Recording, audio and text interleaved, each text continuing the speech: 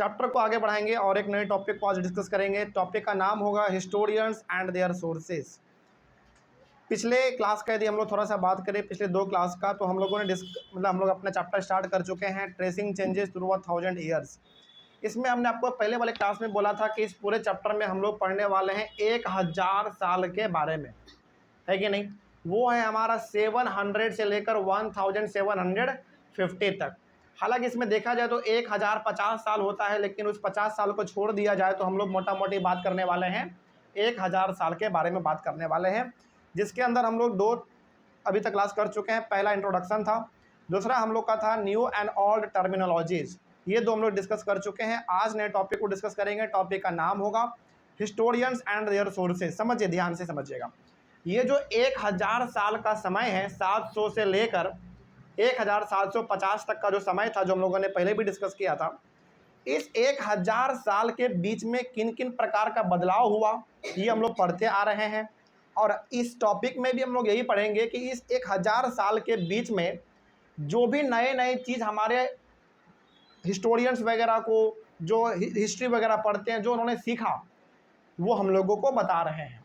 कहने का सिंपल सा मतलब है कि ये जो 700 से लेकर 1750 के बीच का समय है, इस बीच में ना हमारे बड़े बड़े जो साइंटिस्ट वगैरह हैं, जो कि रिसर्च करते रहते हैं धरती के बारे में, ज़मीन को खोद के कुछ ना कुछ निकालते रहते हैं, रिसर्च करते रहते हैं, जानवर का हड्डी, सिक्का, बर्तन, कुछ ना कुछ मिलता रहता है।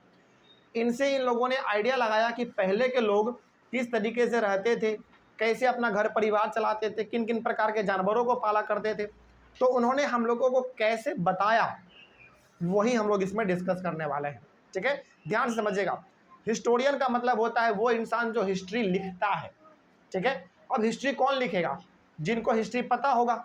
जैसे मान लीजिए, सपोज करिए कि हम वो इंसान है जिन्होंने ज़मीन को खोदा और हमको ना बहुत बड़े जानवर का हड्डी मिल गया। मान लो, सपोज करो कि हम वो इंसान है जो ज़मीन खोद रहा था और ज़मीन को खोदते खोदते एक बहुत बड़े जानवर का हड्डी मिल गया।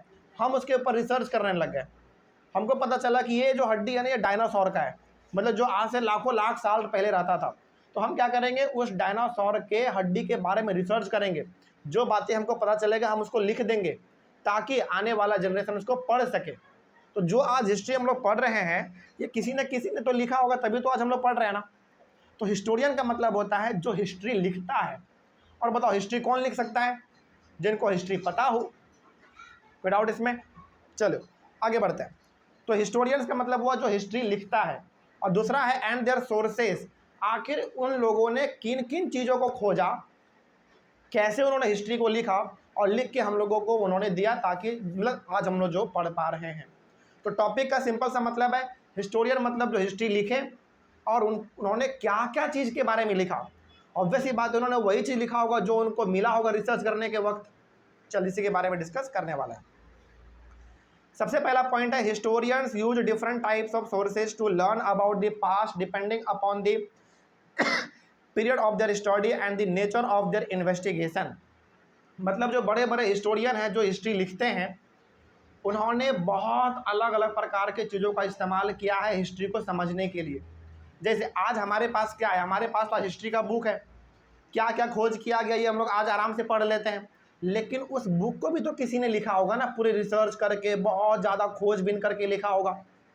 तो हिस्टोरियन ने, मतलब कि जो बड़े बड़े इतिहासकार हैं जो हिस्ट्री लिखते हैं, उन्होंने बहुत सारे ऐसे चीज़ों का इस्तेमाल किया है हिस्ट्री को लिखने के लिए, जो उनको उस समय मिला जब वो खोद रहे थे, ज़मीन को रिसर्च कर रहे थे। जैसे ज़मीन को खोदा उन्होंने, तो कई सारे जानवर का हड्डी मिला। उससे उन लोगों ने ये आइडिया लगाया कि जानवर कितना साल पुराने हैं। उन लोगों को सिक्का मिला, उन लोगों को सोना भी मिलेगा कई जगह पर।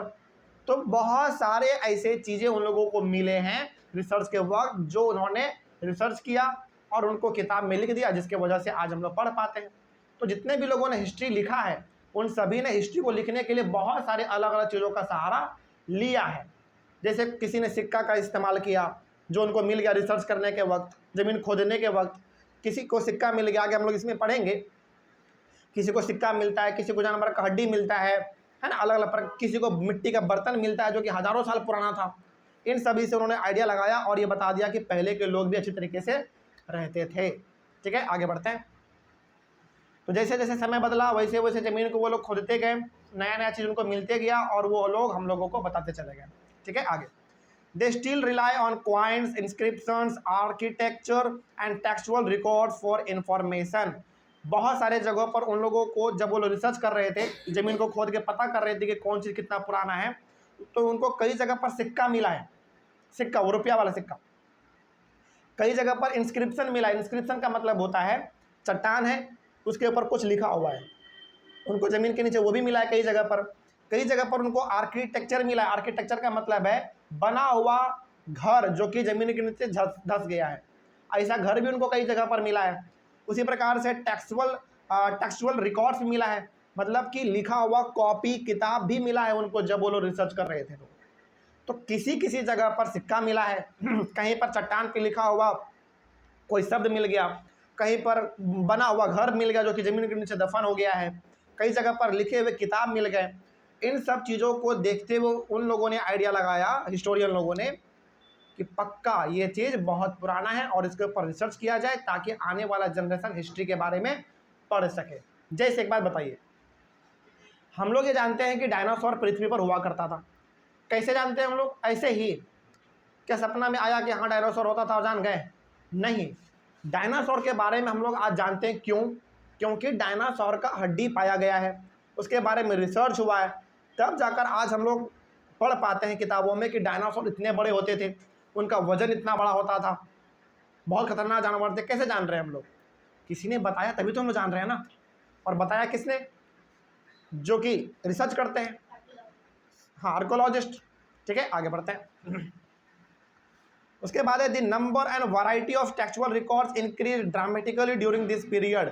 मतलब ये जो 1000 का समय है, 700 से लेकर 1750 तक का जो समय है, इस बीच में बहुत सारे लिखे हुए किताब मिले हैं हमारे साइंटिस्ट लोगों को जो रिसर्च करते थे।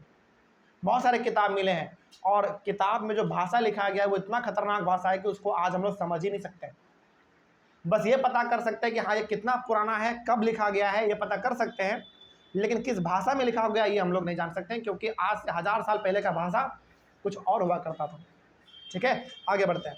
आपको ना एक दो एग्जाम्पल देते हैं, शायद आप इससे समझ पाएंगे।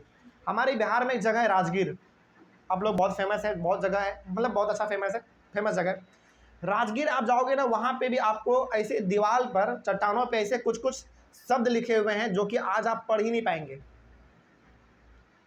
तो कहने का मतलब है कि आज भी हमारे सामने बहुत सारे ऐसे किताब मिले हैं जो कि आज से हजारों साल पहले लिखा गया था, जमीन के नीचे दफन किया गया था। उसमें क्या लिखा ये तो हम लोग नहीं पता कर पा रहे हैं अभी तक भी, लेकिन कब लिखा गया था ये हम लोग पता कर लेते हैं रिसर्च करके। ठीक है, इसका लैब होता है, वहाँ पे पूरा डिटेल चलता है, इसका इन्फॉर्मेशन होता है पूरा।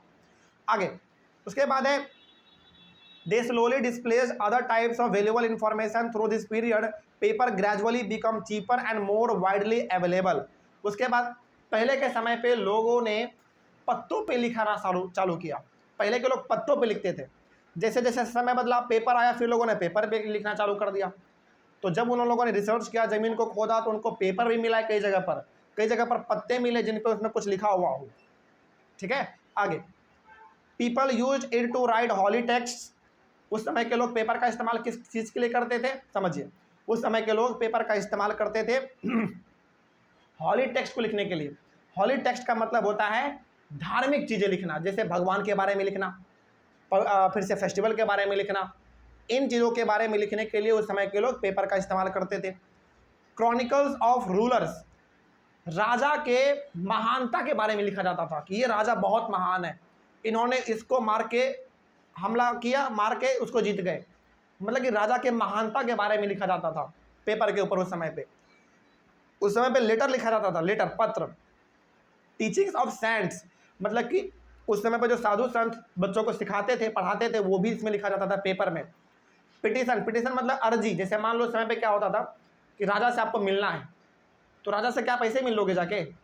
नहीं, पहले आपको पत्र लिखना पड़ता था, उसको हम लोग कहते थे पिटीशन। वो पत्र आपके राजा के पास जाएगा, राजा मंजूरी देगा कि हाँ ये जिस आदमी ने पत्र लिखा है उसको बुलाया जाए, तब आपका मीटिंग होता था राजा के साथ। तो इसके लिए भी उस समय पे पेपर का इस्तेमाल होता था। उसके बाद जुडिशियल रिकॉर्ड्स।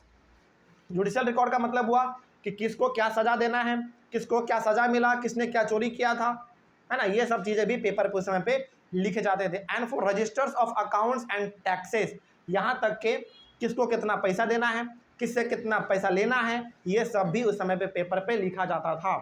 अब बताओ ये सब का इन्फॉर्मेशन हम लोगों को कैसे पता चल रहा है आज बताओ? जमीन को खोदा गया, हमारे साइंटिस्ट लोगों ने पता लगाया, तब पता चला कि उस समय पे पेपर का इस्तेमाल इन सब चीज़ों के लिए इस्तेमाल किया जाता था। आज देखा जाए, हालांकि उस समय पे पेपर का इस्तेमाल सही रूप से किया जाता था, आज पेपर का इस्तेमाल देखा जाए तो रोटी को लपेटने के लिए होता है कि नहीं, एरोप्लेन को बना के उड़ाने के लिए इस्तेमाल हो रहा है। हालांकि आज भी इन सब चीज़ों के लिए इस्तेमाल हो रहा है, लेकिन पेपर का आज इस्तेमाल हम लोग बहुत ही गलत तरीके से कर रहे हैं। और अब यकीन मानो, ज़्यादा नहीं 100 साल के बाद तक पेपर पूरा का पूरा गायब हो जाएगा पृथ्वी पर से, हर चीज़ आपका ऑनलाइन हो जाएगा। समझ रही है बात? कहने का मतलब है कि आप आज जो पेपर आपके बुक में है, जो कॉपी है, जो किताब है, आज से 100 साल के बाद आप देखेंगे कि मार्केट में एक भी कॉपी, एक भी किताब नहीं दिखेगा, सब चीज़ ऑनलाइन हो जाएगा। आप अपना ऐप खोलोगे, उसमें पढ़ लोगे, क्योंकि हर चीज़ क्या हो रहा है आजकल, डिजिटल हो रहा है, टेक्नोलॉजी का सब चीज़ खेल है। आगे बढ़ते हैं। उसके बाद है manuscripts were collected by wealthy people, rulers, monasteries and temples.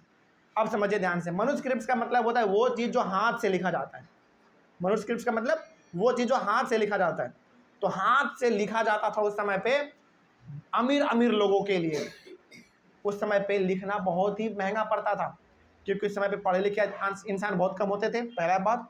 दूसरा बात, उस समय पे पेपर थोड़ा महंगा हुआ करता था, क्योंकि जब भी कोई नया चीज़ आता है मार्केट में उसका प्राइस महंगा होता है। तो पेपर नया नया आया था तो पेपर महंगा होता था, तो हर कोई इस समय पे लिखना अफोर्ड नहीं कर सकता था। लेकिन जो अमीर आदमी थे, जो राजा था, मोनेस्ट्रीज का मतलब हो गया मठ। मोनेस्ट्रीज का मतलब होता है मठ, जहाँ पे बुद्धिस्ट लोग रहते हैं ना, जो बुद्ध धर्म के लोग रहते हैं वहाँ पे। उसके बाद टेम्पल्स, इन सब चीज़ों के बारे में लिखा जाता था मैन्युस्क्रिप्ट्स में, यानी कि किताबों में लिखा जाता था इन सब चीज़ों के बारे में। They were placed in libraries and archives. और ध्यान रखिएगा, ये जितने भी किताब पुराने ज़माने के रिसर्च में हम लोगों को मिले हैं, उन सभी किताब को आज लाइब्रेरी और आर्काइव्स में रखा गया है। समझा रही है बात? जैसे इसको आप सिंपल सा बोल सकते हैं कि बहुत सारी किताबों को आज म्यूजियम में भी डाल दिया गया है। समझिए, इसमें ना 3 वर्ड है, पहला म्यूजियम, दूसरा लाइब्रेरी और तीसरा आर्काइव्स। तीनों का मतलब समझिए। म्यूजियम में वो चीज़ रखा जाता है जो कि बहुत ही पुराना है। जैसे आप पटना का म्यूजियम जाओगे ना, वहाँ पे आपको वो सब चीज़ मिलेगा जो कि बहुत पुराना है, ठीक है, पहला चीज़। लाइब्रेरी में वो चीज़ रखा जाता है जो कि कोई भी पढ़ सकता है, और आर्काइव में वो चीज़ रखा जाता है जो ज़्यादा इंपॉर्टेंट होता है। ध्यान से समझिए, फिर से बता रहे हैं। म्यूजियम में वो चीज़ रखा जाता है जो कि बहुत पुराना है और वो इतना इंपॉर्टेंट नहीं है, मतलब कि कोई भी आके देख सकता है। म्यूजियम में तो यही होता है ना, कोई भी जाता है उसको देख के आ जाता है। म्यूजियम में वैसे चीज़ रखे जाते हैं जो इंपॉर्टेंट उतना ज़्यादा नहीं होता है, पहला बात। दूसरा बात, जो बहुत पुराने होते हैं, इस प्रकार की चीज़ों को म्यूजियम में रखा जाता है। लाइब्रेरी में वो चीज़ रखा जाता है, खास करके किताब, जो किताब हर किसी के लिए अवेलेबल है, जो हर कोई पढ़ सकता है। और आर्काइव में वो चीज़ रखा जाता है जो कि थोड़ा ज़्यादा इंपॉर्टेंट डॉक्यूमेंट होता है, मतलब कि इसका चोरी होने का खतरा रहता है। इस प्रकार का चीज़ें कहाँ रखे जाएंगे? आर्काइव में रखे जाएंगे, ठीक है। तो जितने भी इंपॉर्टेंट चीज़ें हम लोगों को मिले हैं ज़मीन को खोदने से, रिसर्च करने से, उनमें से अधिकतर चीज़ों को लाइब्रेरी और आर्काइव में रखा गया है। ज़्यादातर आर्काइव में रखा गया है क्योंकि वो इम्पॉर्टेंट है। लाइब्रेरी में रखा जाएगा तो हो सकता है कि वो चोरी भी हो जाए, कई बार किताबें लाइब्रेरी से चोरी भी हो जाते हैं, है कि नहीं। आगे उसके बाद है आर्काइव्स। क्या होता है समझ लो, सिंपल सा, यहाँ पे इसका डेफिनेशन भी लिखे हुए हैं। A place where documents and manuscripts are stored. Today all national and state governments have archives where they keep all their old official records and transactions. Archive एक ऐसा जगह होता है, ऐसा बिल्डिंग होता है जिसमें इंपॉर्टेंट डॉक्यूमेंट वगैरह रखे जाते हैं, और हर स्टेट में ये आर्काइव होता है जहाँ पे उस स्टेट का इंपॉर्टेंट डॉक्यूमेंट सब रखा जाता है। कोई डाउट इसमें? हर स्टेट में होता है, बिहार, झारखंड, यूपी, हर जगह पे अपना आर्काइव होता है, अपना बिल्डिंग होता है जिसमें कि इंपॉर्टेंट चीज़ें उस स्टेट के रखे जाते हैं, जिसका चोरी होने का खतरा ज़्यादा होता है, ठीक है। आगे, these manuscripts and documents provide a lot of detailed information to historians but they are also difficult to use। तो जितने भी किताब पुराने ज़माने के मिले हैं, उन सब किताबों में क्या लिखा है, पहले के लोग क्या सोचते थे, कैसे पढ़ते थे, कैसे लिख रहते थे, इन सब चीज़ों को समझना आज हमारे लिए बहुत ज़्यादा इंपॉर्टेंट है, ताकि हम लोग ये आइडिया लगा सके कि आज से 100 साल, 150 साल, 1000, 2000 साल पहले लोग कैसे रहते थे। तभी तो आइडिया लगा पाएंगे ना कि कितना ज़्यादा हम लोग डेवलप किए हैं कि नहीं किए हैं, है कि नहीं। तो कहने का सिंपल सा मतलब है कि आज हम लोगों को बहुत सारा डिटेल्ड इन्फॉर्मेशन उन प्रकार की किताबों से मिलता है जो कि आज से 1000 साल पहले, 2000 साल पहले लिखा गया था। बहुत इन्फॉर्मेशन मिलता है हम लोगों को उन सबसे, लेकिन उस प्रकार का किताब आज यूज करना बहुत मुश्किल है। क्यों मुश्किल है पता है? क्योंकि पहली बात, वो किताब आज से 1000 साल पहले लिखा गया है, पहला बात। दूसरा बात, उसमें जो भी लिखा गया उसके पेज इतने कमज़ोर हो गए हैं कि आप उसको एक बार पलटोगे वो 10 टुकड़े में टूट जाएगा, बहुत कमज़ोर हो गया है। आप इसको ऐसे समझिए, आप अपना ही किताब रखिए और 10 साल के बाद आप उसको उठा के देखिए कितना कमज़ोर हो जाता है। तो यहाँ तो 1000 साल का बात हो रहा है, सोचो। और उस समय पे तो पेपर उतना डेवलप भी नहीं हुआ था। जैसे आज हमारे पास क्लासमेट जैसा इतना अच्छा से अच्छा पेज है, क्या उस समय लगता है आपको इतना अच्छा पेज रहा होगा? बिल्कुल नहीं, खराब क्वालिटी का रहा होगा।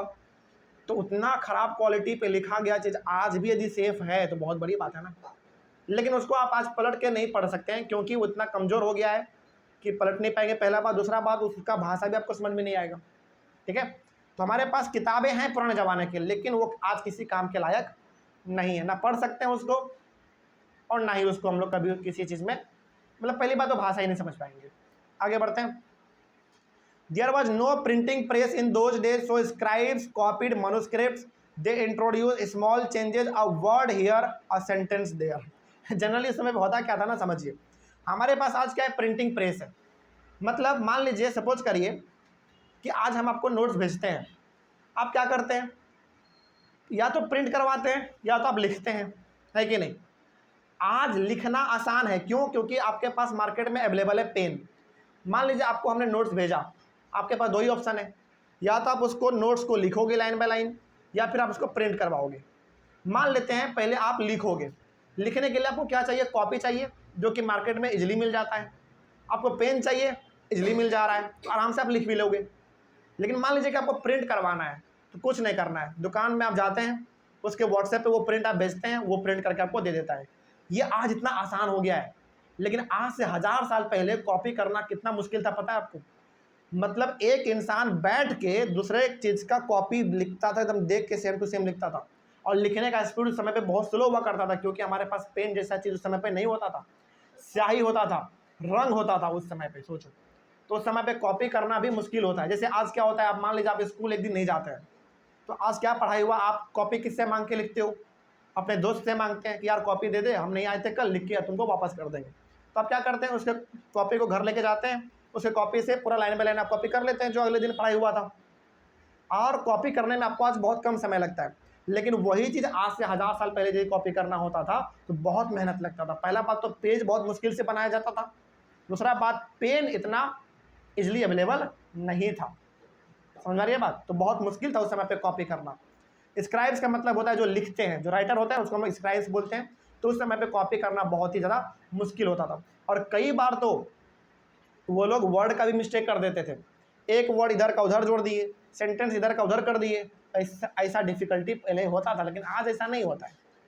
आज आप क्या करते हो, प्रिंट करवा लेते हैं। और क्या प्रिंटिंग में कभी वर्ड इधर उधर होता है क्या? नहीं, जैसा हम आपको भेजते हैं प्रिंट, वैसा सेम टू सेम निकल जाता है। तो आज चीज़ें बहुत ज़्यादा आसान हो गया है, लेकिन आज से 1000 साल पहले क्या इतना आसान था सब कुछ?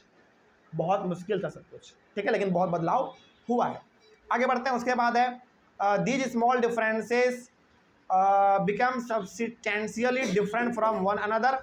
Historians have to read different manuscripts versions of the same text to guess what the author had originally written. अब देखिए हुआ क्या, जब आज से 1000 साल पहले जब कोई किताब लिखा गया होगा तो क्या लगता है आपको कि लिखने वाला एक ही लोग होंगे?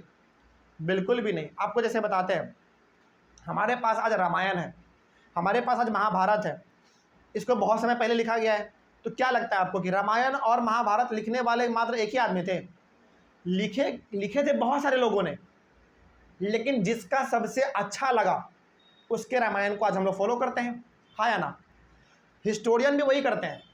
वो लोग जब रिसर्च करते हैं ना, तो बहुत सारे किताबों को पढ़ते हैं, बहुत सारे किताबों में अलग अलग बातें लिखे रहते हैं। जब वो अलग अलग बातें को हम लोगों के सामने रखेगा तो क्या हम लोग कन्फ्यूज नहीं हो जाएंगे? है कि नहीं? बिल्कुल। तो वो लोग क्या करते हैं, सभी में देखते हैं कि कॉमन क्या है, सभी में जो कॉमन रहता है फिर उसको मॉडिफाई करके हम लोगों की किताब में छाप दिया जाता है, फिर हम लोग उसको पढ़ते हैं। तो हिस्टोरियन भी यही करते थे, जब हिस्टोरियन रिसर्च करते थे उनको 17 किताब मिलता था, अलग अलग प्रकार का, बहुत सारे किताब मिलते थे, और हर किताब में अलग अलग चीज़ लिखा रहता था, क्योंकि हर इंसान का दिमाग अलग था उस समय पे।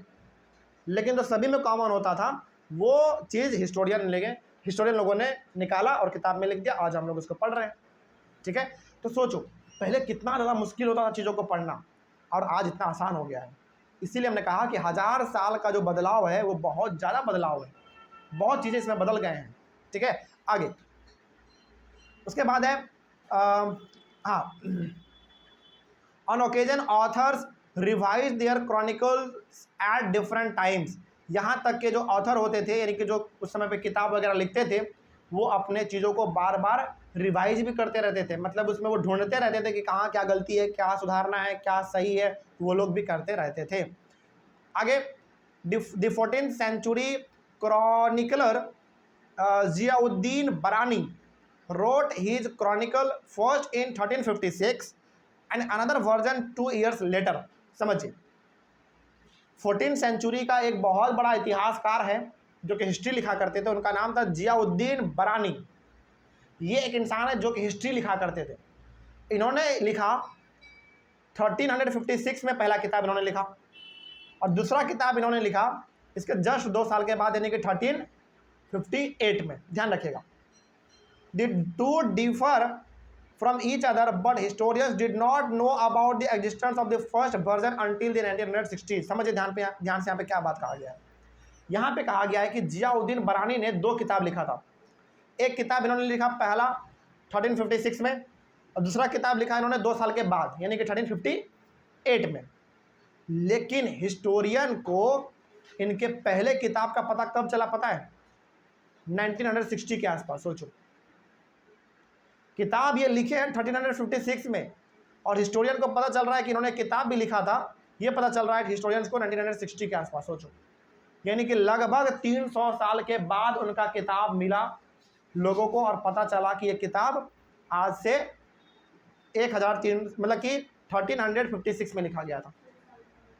इसका मतलब आप यहाँ पे ये अंदाज़ा लगा पा रहे होंगे कि उस समय के लोग जब किताब कुछ लिखते थे तो उतना किताब का केयर भी नहीं करते थे, जहां मन तहां छोड़ देते थे, और एक बार छोड़ दिया, भुला गया तो जमीन के नीचे वो दफन हो जाता था, धूल से, मिट्टी से, बालू से, है ना, इस सब चीज़ों से। और वही चीज़ हम लोगों को मिला तब जब हमारे साइंटिस्ट लोगों ने ज़मीन को खोदा, रिसर्च किया, तब जाकर हम लोगों को वो सब चीज़ मिला एक एक करके। आगे बढ़ते हैं। It remained lost in large library collections, और ये आज भी बड़े बड़े लाइब्रेरीज में मिसिंग है इनके किताब जियाउद्दीन बरानी के। क्यों मिसिंग है? क्योंकि आज तक आर्कोलॉजिस्ट लोगों को, साइंटिस्ट लोगों को वो किताब आज तक मिला ही नहीं है। ठीक है, लेकिन आज यदि आप कोई किताब लिखते हैं तो आज आपके पास 2 ऑप्शन है, या तो आप किताब को फिजिकली रख सकते हैं अपने पास, या फिर डिजिटली रख सकते हैं। क्या बुक का गुम होने का संभावना है? मान लीजिए आप बुक आपका गुम हो भी गया, लेकिन डिजिटली तो है कि नहीं? तो ये चीज़ था हमारा पहला टॉपिक हमारा कंप्लीट हुआ, जो हम लोगों ने भी शुरुआत किया। इस टॉपिक में हम लोगों ने ये समझा कि पहले के समय में जो हमारे हिस्टोरियन लोग थे, जो किताबें लिखा करते थे, वो लोग बहुत कुछ लिखते थे, और वो लोग जब किसी भी चीज़ को लिखते थे तो लिखने से पहले बहुत ही रिसर्च करते थे, तब जाकर उन लोगों ने किताबों में लिखा, और आज हम लोग उसको अच्छी तरीके से पढ़ पा रहे हैं। ठीक है, अगला टॉपिक है हमारा new social and political groups. इसको हम लोग अपने अगले क्लास में डिस्कस करेंगे। तब तक के लिए थैंक यू वेरी मच।